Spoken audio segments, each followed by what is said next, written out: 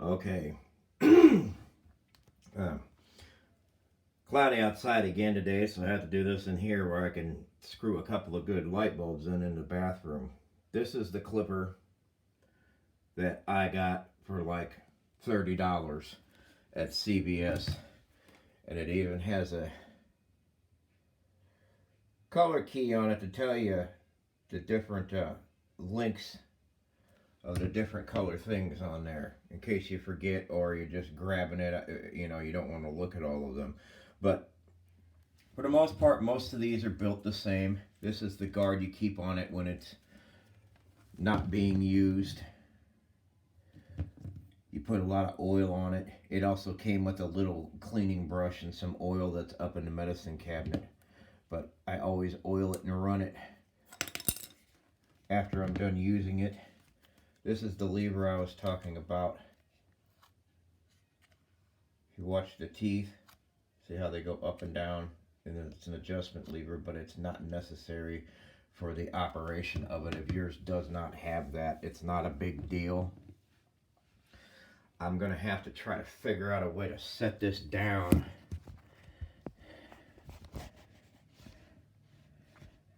And try to show you how these things go on here. If you have one like this,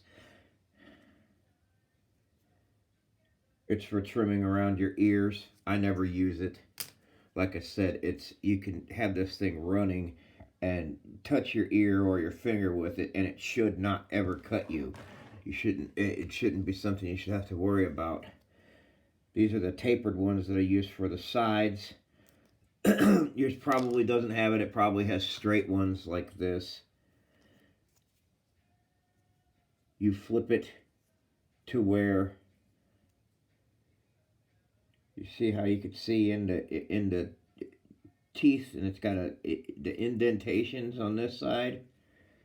You just take the teeth of the clippers, you stick it into there, push it as far forward as it'll go, and then you push it'll have some kind of snap somewhere around the back. Sometimes they have one on each side that you clip to clip the things in.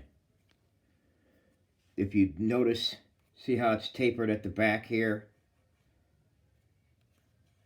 When you're cutting with it, you cut like this. You go up, you always start at the bottom of your cuts when you're cutting along the sides of your head or the back of your head, and you're tapering into the next level, because almost any haircut is going to be longer on the top than it is on the bottom. The biggest one this came with was the 8. This is 1 inch. I'm going to pick this up and go by the mirror and show you how to cut your hair. You always start with the biggest one. This is my fat, ugly face these days. You always start with the biggest one. Now, I cut the very top of my hair that's the longest with the scissors, where it's pointed in the middle. But what you're going to do is you want to go against whichever way it's growing. It doesn't matter that much on the top because you can go forward to back, back to forward. But you start with the biggest one, and you start at the bottom, wherever the bottom of your hairline is, and you just go smoothly. You're not tapering anything, you're just doing your whole head, and you do that starting at the bottom, around your ears, up I can't really show you the back of my neck because of how hard it is to hold this, but you just glide it along, pretend like this is the back of my neck. You start down by the bottom of your neck, and you just do it all the way up to the top, all the way around your head until your whole head is whatever your biggest guard is. Then you get another guard, a smaller one, and you do the next area, which is where the transition is on the corner of your head, like right here. And you would go through with the next smaller guard, and you would go front to back, side to side, down the sides just like I'm just doing, and then in the back you could go around. And then when you're done cutting that to the right length, then you get the next smaller guard, and you go down a little bit, and then you would go around with the next smaller guard. When you get down to the very bottom, that's when you do the tapering thing I was telling you about, when you're down to the number 1 guard and you want to taper it into the little bit longer stuff. When you start to get to where it's a little bit longer, when you pivot it like this, that's how you taper it. Now I've got a line on my head right here, which I kind of almost intentionally did, and right as I would be getting to that line, you rock it like that, and then you just use it with no guard on there. It won't cut you. It sure shouldn't. And I use it with no guard to trim around the very bottom, trim the stuff off of my neck like Liliana could trim the stuff around your neck, you know, try to round off the bottom of the back of your hair. And maybe you can see better on this side.